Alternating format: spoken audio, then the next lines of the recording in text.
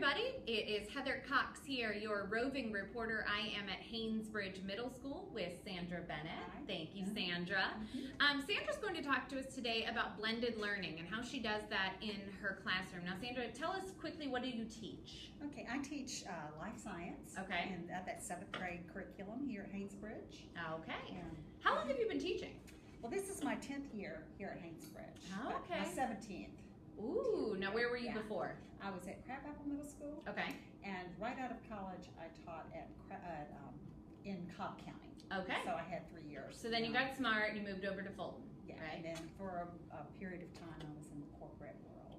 Okay. All right. Now, Sandra is going to tell us, for those of you who don't know what blended learning is, Sandra's going to give us a little bit of some background on that. So tell people who may not be familiar, what is blended learning? Blended learning it's a learning and teaching strategy that in which a student learns, at least in part through digital media. Okay.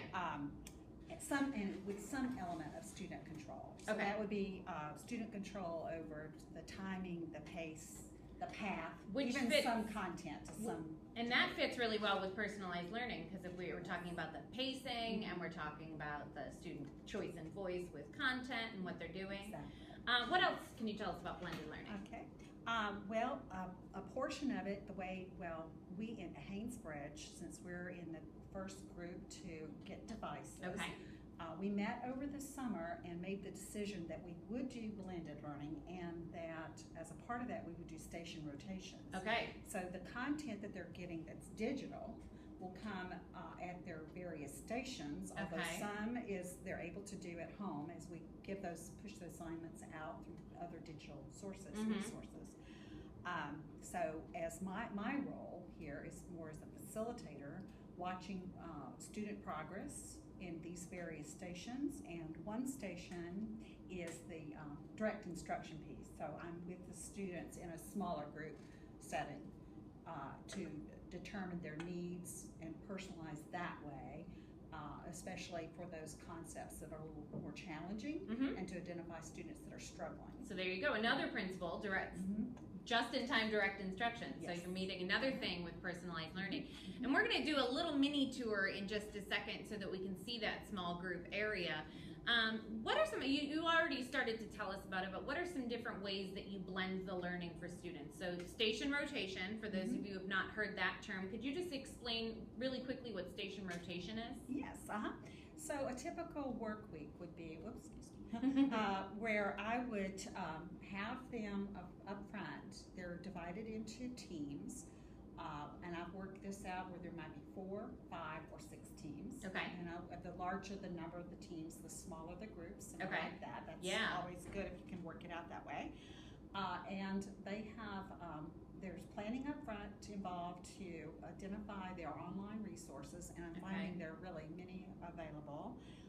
And then they work independently in some of these stations where they go online. I usually develop some organizer or something to supplement what they're getting, so that it helps them in their note taking and identifying critical points.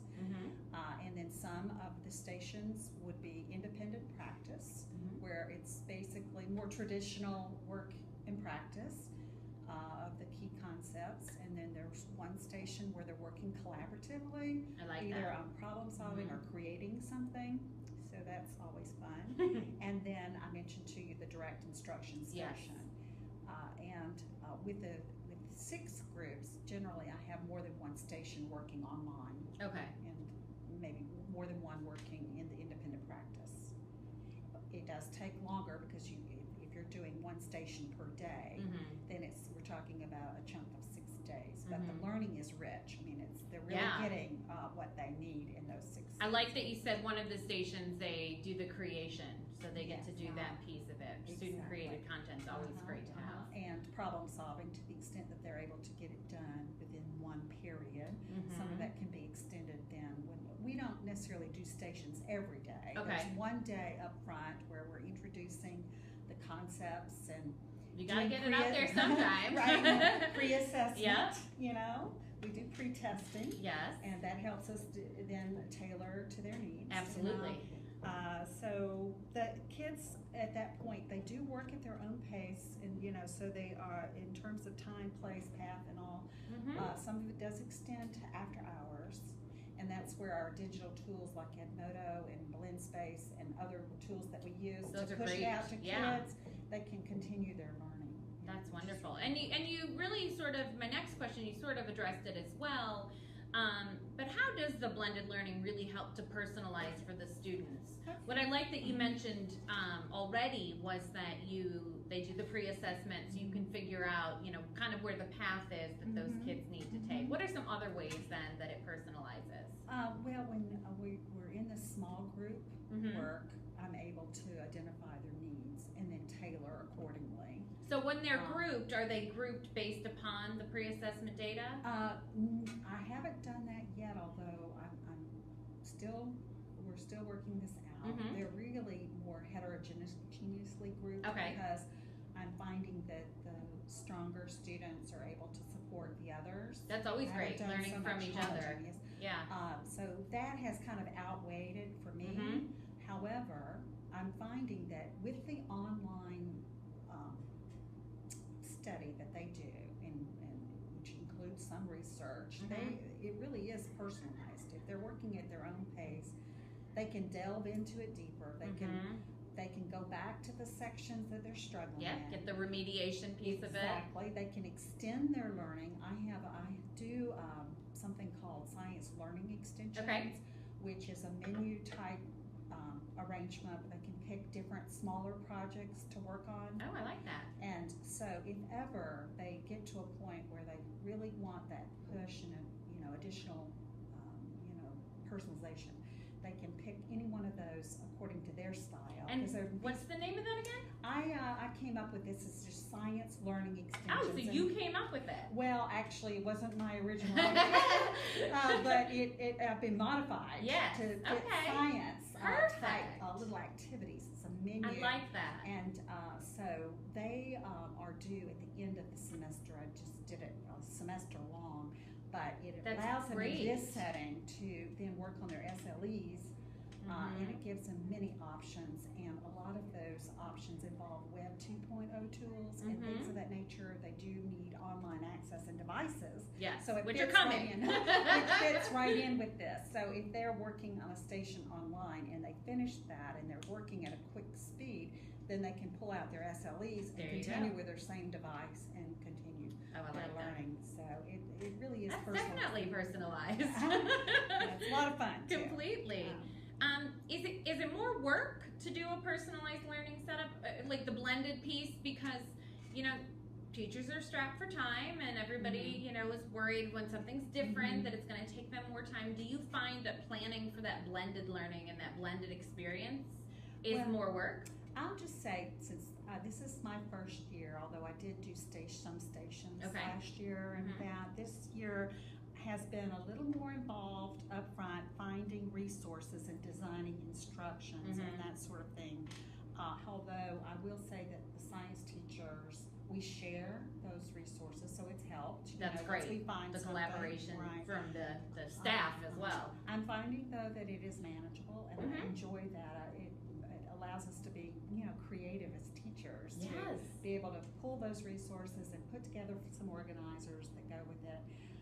But as far as your weekly planning, I'm finding that most of the work, of course, is done up front. But then when they're working in their stations, there's less. Yes, there's not as much on you where you really can, like you mentioned before, be the facilitator rather than just somebody standing up front and spouting out information to them. And that way, you're free to get your hands or the pulse on where the kids are with their learning and to help them and meet the ones that are struggling, and so you're able to just move around, except of course you've got your direct instruction piece. Which is okay. But I don't plan that for the whole.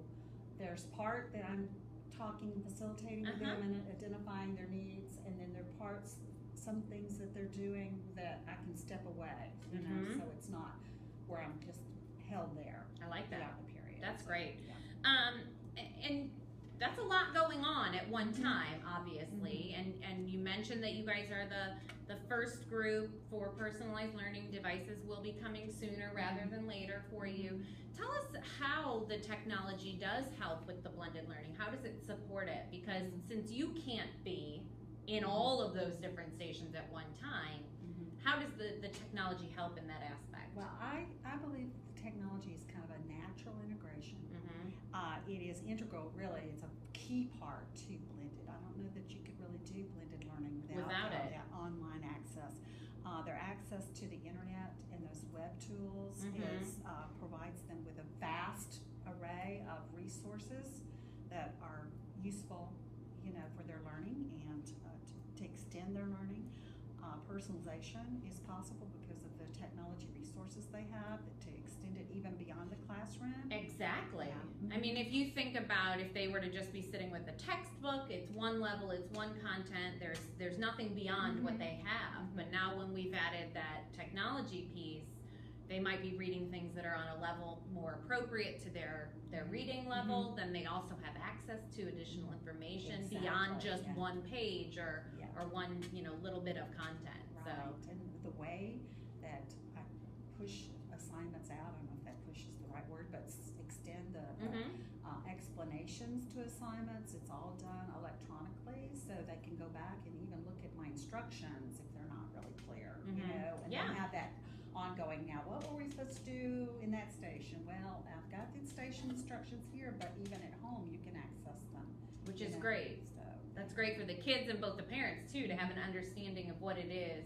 you're doing in the classroom. Now, as I came in, Sandra was finishing up with a class of students, and you mentioned something about a reflection. Do they do a reflection at the end of a class period? What was that you mentioned? Okay, they have a ticket out the door that they add to each day, and they add their reflections on that day.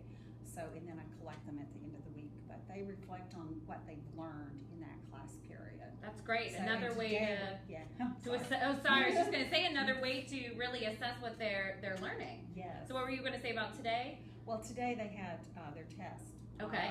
Major assessment. So they reflected on how they think they did and what helped them.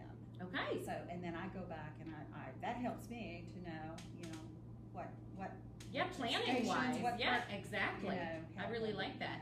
Now what we're going to do is Sandra's going to show us some different places in the classroom where she has the rotations. What I love about the setup of the room in general, and we'll show you that, is that it really is collaborative. I mean, sometimes you go into a science classroom and you do see just like, the individual pods of two, and but it's nice that there are definite workspaces for the kids, and we are going to give you a little taste of what those are.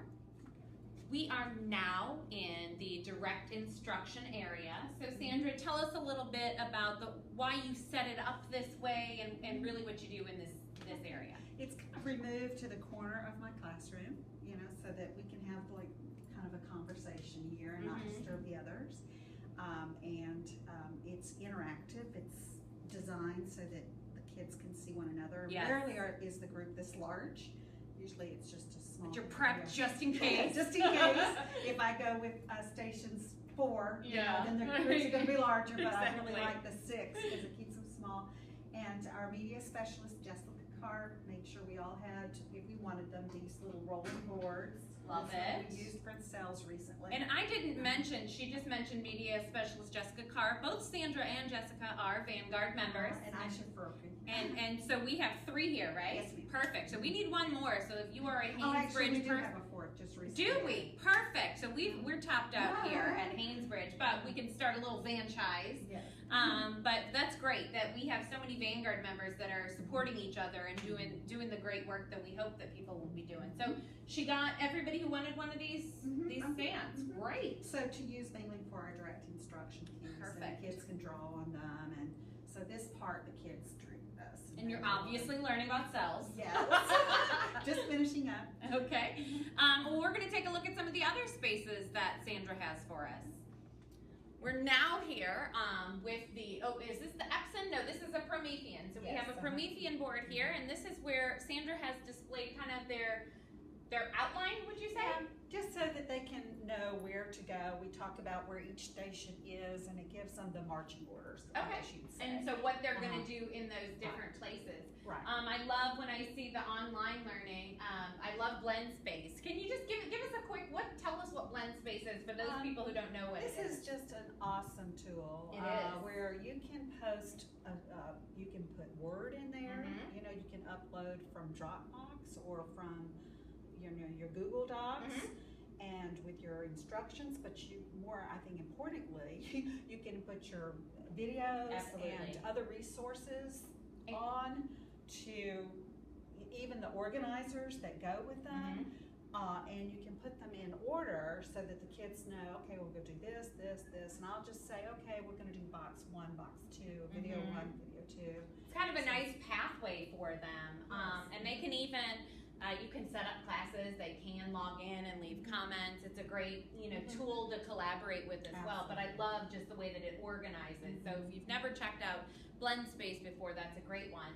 And I like that it's always here, so they can always look back at it. Yes. So that there's no confusion, you know, as they're moving around. Yeah. And the last little piece that we're going to take a look at are the different signs that are in the areas on the table, so that the students know exactly what it is they need to do at their individual station. Okay. All right, we are at our final stop. We are at one of our stations here that's throughout the room, and each station throughout the room has one of these signs, and I'll take a picture so you can get a close-up of it. But tell us a little bit about what the kids see when they show up at one of their stations. Well, before the signs, it was more paper for them to keep up with, and the instructions just to have there at their table. And sometimes they would get lost in and I didn't feel like they were really following all the steps necessarily. So students not following steps and directions, I think that's totally unheard of. So our media specialist, Jessica Hart, who is also a Vanguard member, got these plastic holders for us to use at our stations, and it is a front and back. Perfect. So the kids can look. This particular one lists out the station instructions for 4 and 5 because they worked both stations the same extended. And this is just put the QR codes down to the Blend Space. That's perfect. And the video here, we were having a little issue with the video, one of them working on Blend Space. Okay, So you got it another directly, QR just code. in case. So no excuses on the part of the kids. So that worked out. But that's great, because then again, they have that right there. They're not interrupting the direct instruction time because they don't know what to do next. Exactly. All of their information is available to them. What you said there, I think, is really important because we were having that. Just I was over here with direct instruction, Miss Bennett. So now I think this has cut down on a lot of that back and forth to me. Yeah, because if it's direct, just-in-time direct instruction, you want the kids to be getting that direct instruction without all the interruptions. But I want to definitely say thank you to Sandra for letting us come here. Sandra, you know, not everybody steps outside of their comfort zone, lets me come in and talk to them. But thank you, Sandra, for letting us do that. So if you need any information on blended learning, this person right here is who you need to contact. All right, thank you and have a great day.